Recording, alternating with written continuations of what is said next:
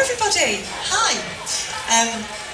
Just make sure this is working okay. I'm Helen, for those who don't know me, Helen Masters. I'm from a company called Pudding, which used to be a lingerie store and is now a training and consultancy business particularly dedicated to the lingerie industry.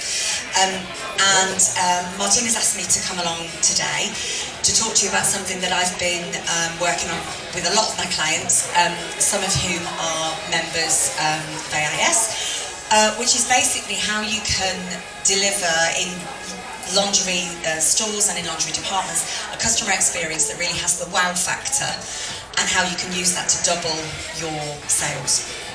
And I think this is actually a really good time to be talking about it, because I think while things were a little bit rocky there for a while during the pandemic, what I'm hearing, and certainly what I'm finding from a lot of clients that I'm talking to, is there's a lot of people now coming back into store, people wanting fittings, footfall is up in a lot of cases. So I think a lot of people recognising that if they can get that face-to-face experience spot on, then there's massive demand there to tap into, massive opportunity.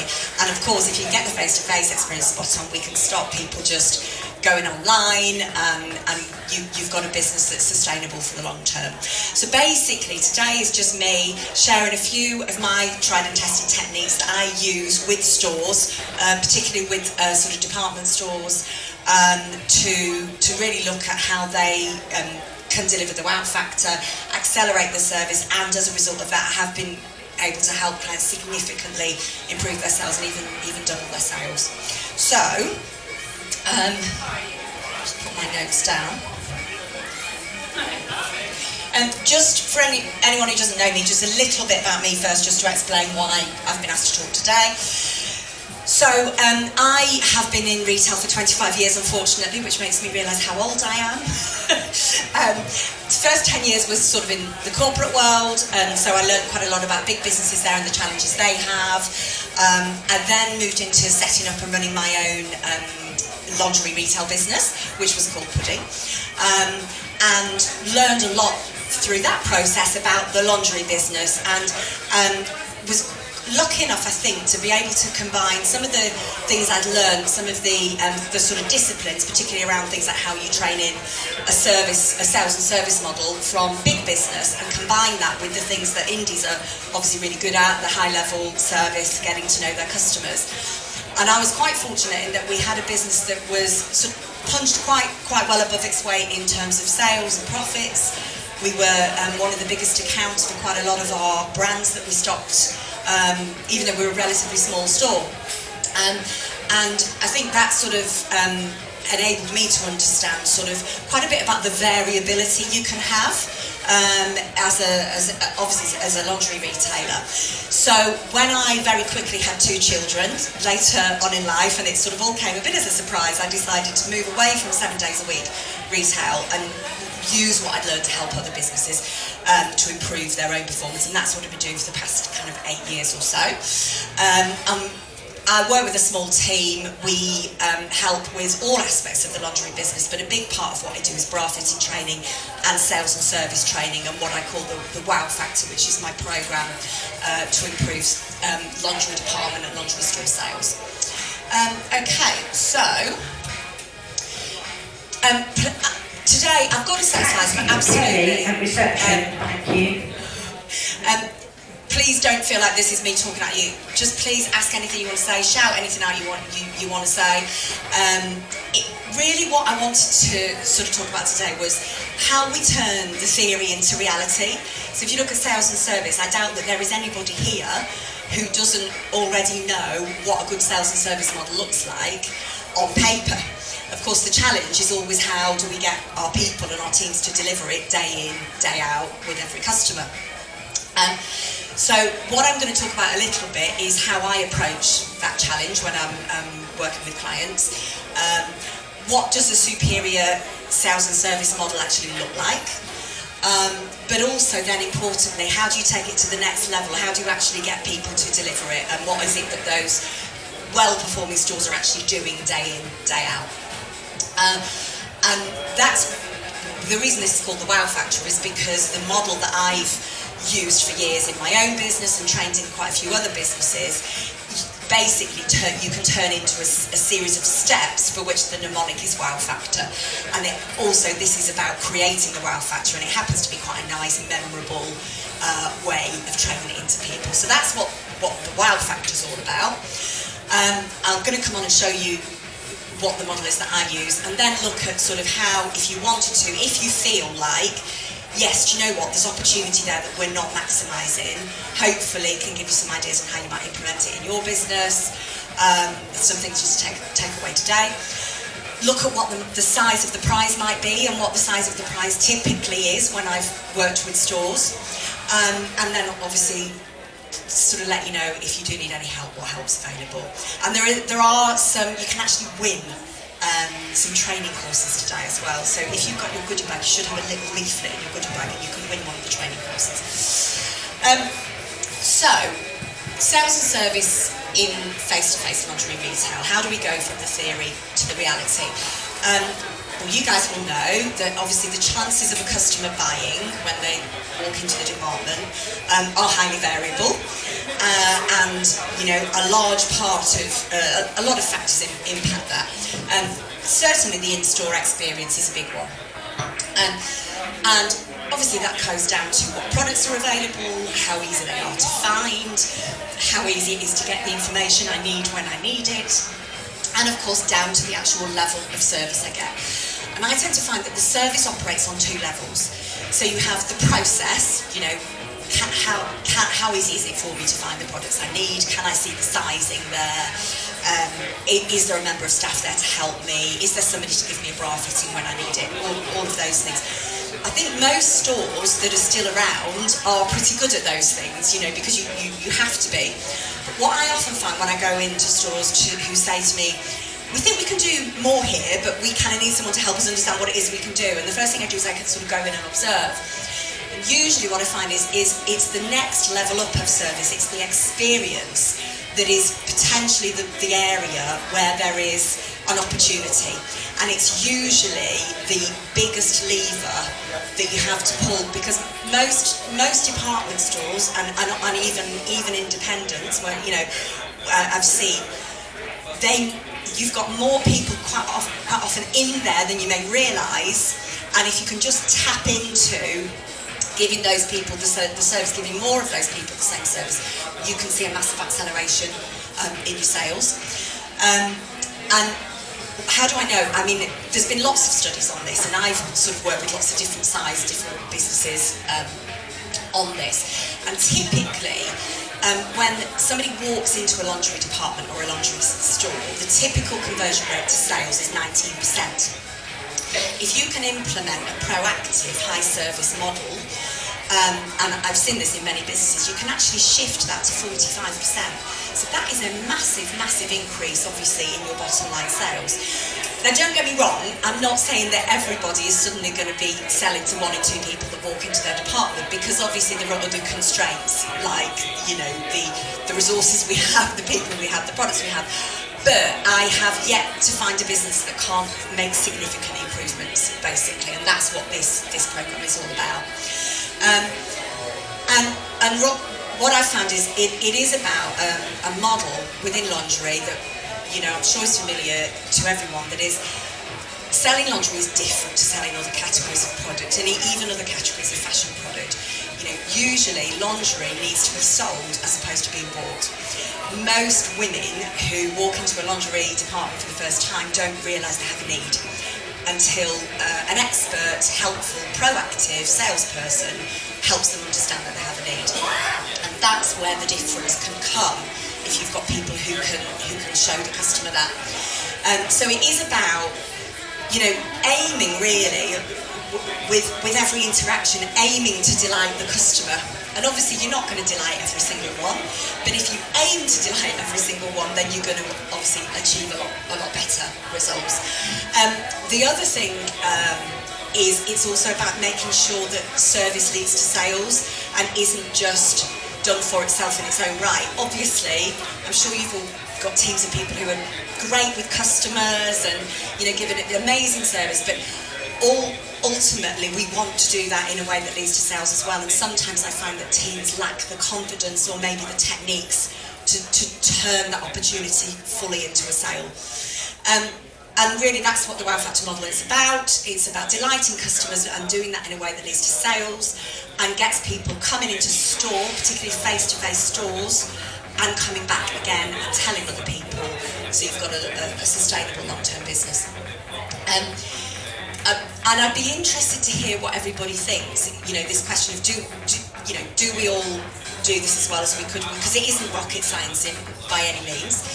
And I think, you know, a lot of the time we know what we should be doing, but we don't necessarily always do it. And there's real life factors that get in the way. But even as customers of other stores, we probably all know that if we get better service, we tend to be more open to buying, we tend to buy more. So what I look at with the Wow Factor programme is the starting point is what is the size of the opportunity and what's stopping us at the moment from maximising that. And these are some of the things that I hear people saying to me, sales teams. My model is very much to go in and observe what's going on and also talk to people and hear what they've got to say. And these are some of the sort of common reasons that stop people getting involved and offering that proactive expert service. And a lot of these actually, with the right kind of techniques, the right kind of training, the right kind of confidence, can be overcome. You know, you may feel you don't have the right product in the right size and the right colour for a customer, but you know, if you really know your range, then actually often you can find an alternative, you can cross-match, you can, if you know the brands, you can order in. There's often options that people have available to them, but not all stores, particularly when you've got different members of staff in on different days and they've had variable levels of training, maybe not everybody is able to do that to the same degree. I mean, another one that's really sort of common is, you know, customers don't want to talk to me, they want to be left alone. I think particularly as British people, we can be naturally quite nervous about coming across as being a pushy salesperson. And I spend quite a lot of time when I'm training people sort of really trying to get them to understand that this is the opposite of being pushy. This is not about pushy. This is about really getting to know your customer, understand them, and then actually they buy because they want to buy. And I think people see that themselves because they know from their own experience that a salesperson who is genuinely helpful and on their agenda is somebody you're open to, and it isn't about being pushy. So those are sort of some of the common things. I don't know if any of those are familiar to you, but if they are, and these are sort of how I sort of start to tackle these. So firstly, what I do is sort of make sure that everybody knows what we mean by the Wow Factor. What does good sales and service model look like? What is it you're actually asking me to do step by step?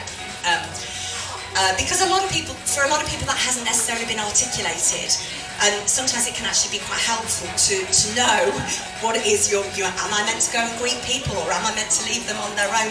What is it that we think is the right way to do it? So I then start with an observation and an analysis of what is going on in the business. So usually a data analysis, understanding the baseline performance and what the size of opportunities are between, say, average and best-in-class performance, you know, from looking at what other businesses are doing. And then I supplement that with on-the-ground observation and go in and I will be in store and I will observe how many people have we got coming in, how many have we managed to engage, are we managing to greet, are we managing to fit. I'll go through, I'll have a bra fitting, I'll see what the sales process is like and sort of really observe that. And a lot of the time, businesses may feel that they're able to engage more customers than in reality they are, because, you know, the classic thing is if you're in a fitting room and there's 3 people in the store, you don't know that you've missed 3 people. So those are the sorts of things we start to look at. And I basically, as much as possible, try and get sales teams to tell me what good service looks like. So asking them to talk about, you know, when they've had great sales or great feedback from customers, what are the things they've done? And equally, as customers themselves, when they felt they had a great service, what are the things that have, you know, that they've seen? And the good thing about that is people come to the right conclusions themselves. So if you ask the right questions, they tend to say, actually, we know that the sort of model we need is a model where these are the kind of the 4 key behaviours that underpin it. Making a connection with the customer, going the extra mile, being an expert and using that expertise to really wow them. And of course in lingerie, bra fitting is the absolute best tool we've got. It's a key tool to wow the customer, potentially actually transform the way they look and feel for the first time in their lives, and get up close and intimate and really develop a relationship. And that's the final one. It is about building a relationship where they're going to come back. So people sort of recognise that those are the key pillars. And then what we do is we go through and I sort of share, well, what is it that customers say is the difference between an average and a wow experience? And this is based on what customers of lingerie stores say.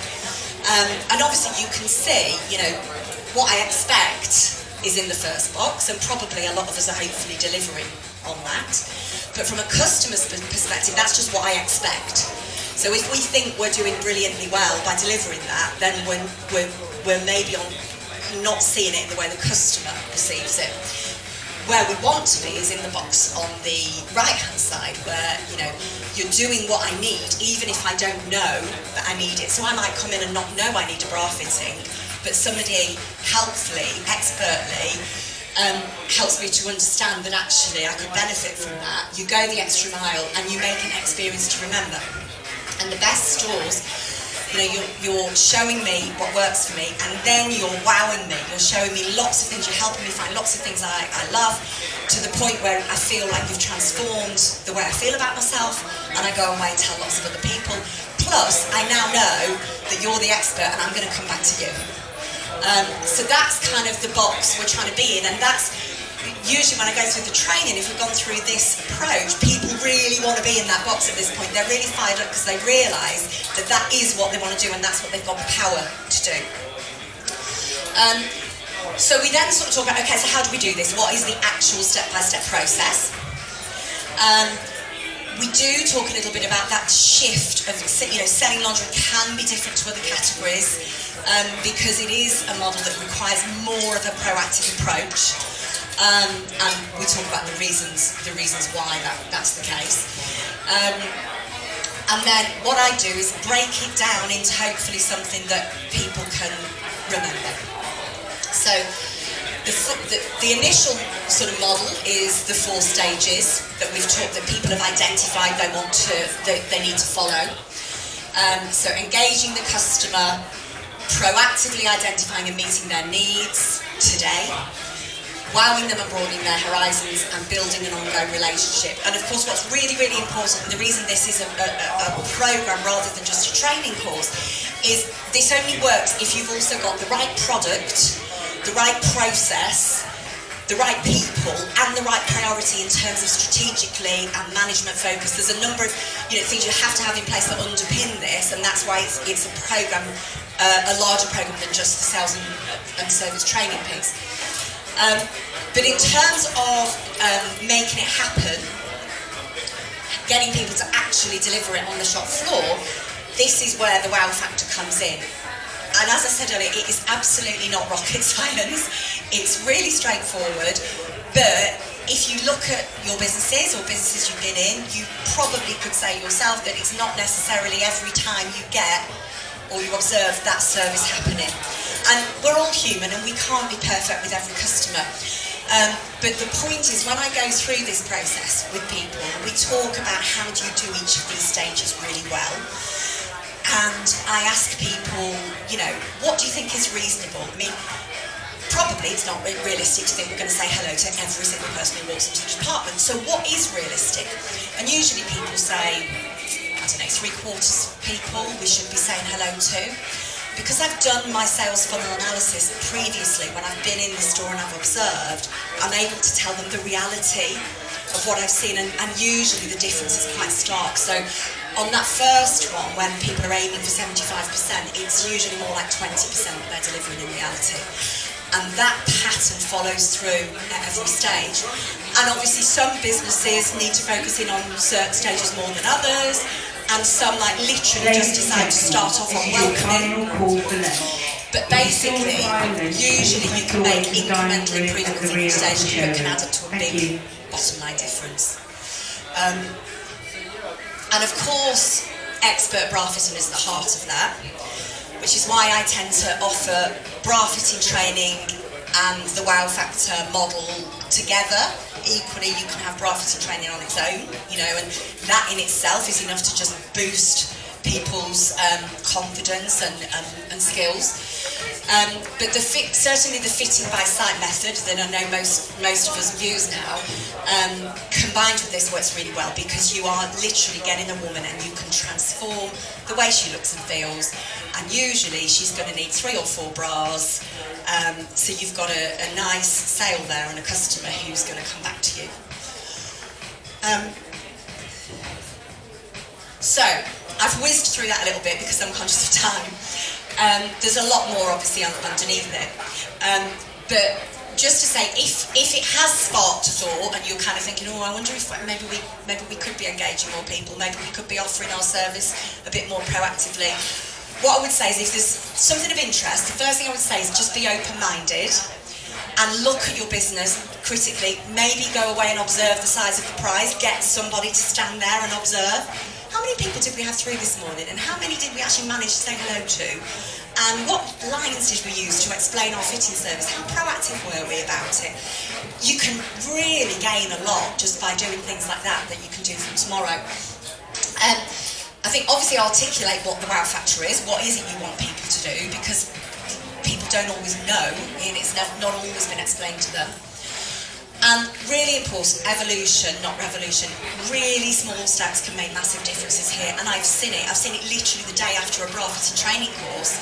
People are going away and the sales have like doubled because they're up and raring to go. So it doesn't have to be a massive thing.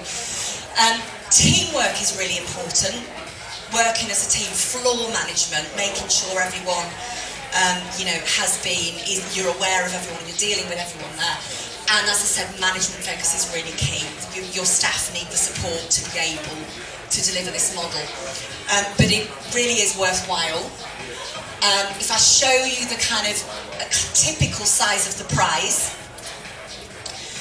so this is how I tend to sort of analyse and quantify the opportunity by looking at the sales funnel. And this is an example from a real-life lingerie department where, you know, when I first observed them, they had around 200 people walking past the department in a day, 100 of whom were walking into the department, 100 of whom were in the target market, walking into the department.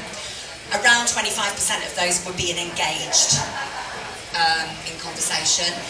Around 40% of those then ended up in a fitting room. So overall, 10% of our people who walked in ended up in a fitting room.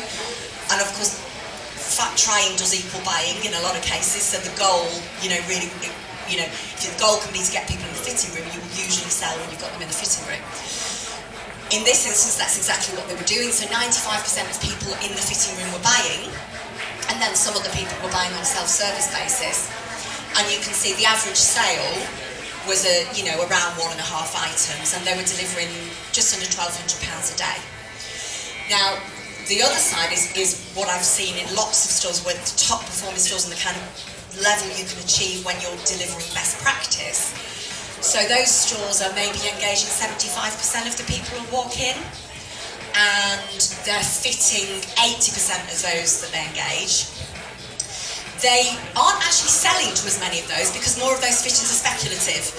But overall, they're selling a lot more because they're getting more people into the fitting room. And of course, because they're also following the kind of personal shopper type model, they're not letting the customer leaving them to their own devices. Sometimes you see that with stores. They put all this effort into getting them in the fitting room and then they leave them on their own. This model where people stay with the customer, you can see it pays off in terms of average sale as well. So you can see, the bottom line difference, it can be as much as 8 times. Now, I'm not saying that everyone's going to go away and increase their sales by 8-fold at all, because of course you can't necessarily do everything perfectly, and there is a balance to be had in terms of you've got to balance resourcing and all the other departments you're dealing with in your store. But I've yet to see a business that can't deliver a really significant improvement and typically doubling of sales. And what's really great is people, the team love it. You get great customer feedback because the customers see you're experts and you're adding great value to them. And the team feel great about it. So it's a win all round. So that was it really, a bit of a whiz through. And I said I wasn't just going to talk, but I did. So apologies for that. I've got Martina look at me, I'm going to be running over. No, basically, obviously happy to answer any questions if we've got time. If anyone does want any further info or help, whether it's bra fitting training or whether it's the wow factor model or, you know, we look at range planning, all sorts of things, those are my details there, and you, as I say, you should have the card in the goodie bag as well. And an initial conversation is free, so please do sort of get in touch. I've been lucky to get some lovely feedback, so I'm going to leave with some feedback. And just, you know, sort of the experience of one of my clients, and I've got quite a few testimonials which are lovely because they sort of help you see that people are getting the benefit of what you're doing. But yeah, thank you very much. Are there any questions at all? Yes, Sue.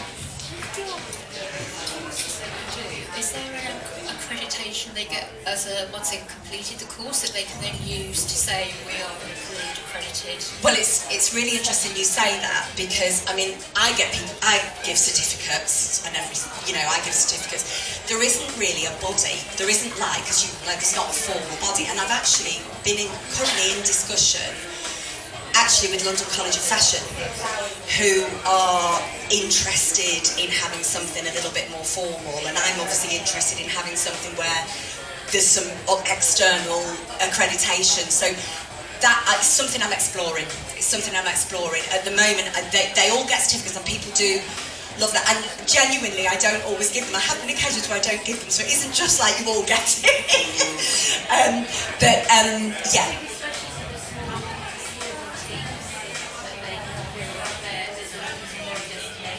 Yeah, definitely. Yeah. Yeah. Exactly, and I would absolutely love to have a kind of more formal third-party accreditation, and that's what I'm looking at. Yeah. Anything else? Does any of what I've said ring bells? Does it resonate in any way? Like, you know, are there opportunities? Have you heard people saying those things to you about, you know, why they couldn't engage? I'm interested to know whether, you know, other people had that sort of experience.